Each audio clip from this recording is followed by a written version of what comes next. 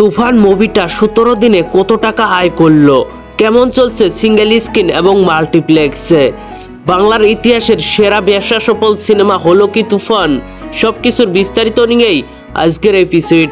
তো চলুন মূল গসিপে। শাকিব খান এবং মিমি চক্রবর্তী অভিনীত তুফান বাংলাদেশ ছাড়াও আরো 15টি দেশে চলছে।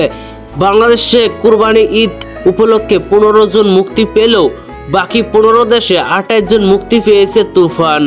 আগামীকাল 5 জুলাই ভারতের কলকাতায় মুক্তি পাবে সিনেমাটি। যাই হোক, দর্শকদের একটা কমন কোশ্চেন, তুফান মুভিটা এখন পর্যন্ত কত টাকা গ্রস কালেকশন করলো, প্রিয়তমার রেকর্ড ভাঙতে পারলো কি তুফান? তুফান সিনেমাটি ওয়ার্ল্ড ওয়াইড এখন পর্যন্ত কত টাকা গ্রস কালেকশন করেছে সেটা তো আর এখন বলা যাচ্ছে না, কোনো অফিসিয়াল তথ্য আমার কাছে নেই। তবে বাংলাদেশের মাল্টিপ্লেক্সের তথ্য আমার কাছে রয়েছে। বিএমআর এর রিপোর্ট অনুযায়ী তুফান বাংলাদেশে শুধুমাত্র 80% মাল্টিপ্লেক্সে 17 দিনে গ্রস কালেকশন করেছে 9,62,00,000 টাকা। এখানে বেশ কিছু মাল্টিপ্লেক্স সিনেপ্লেক্সের নাম অন্তর্ভুক্ত নয়। এখানে বেশ কিছু মাল্টিপ্লেক্স সিনেপ্লেক্সের কালেকশন যোগ করা নেই।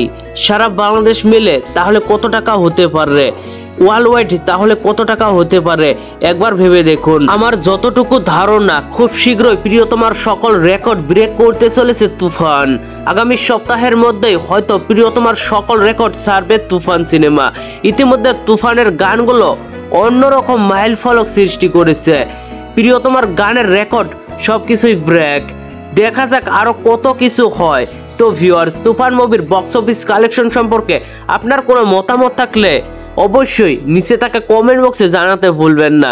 আর ভিডিওটি ভালো লাগলে একটি লাইক দিয়ে বন্ধুদের মাঝে বেশি বেশি করে শেয়ার করুন।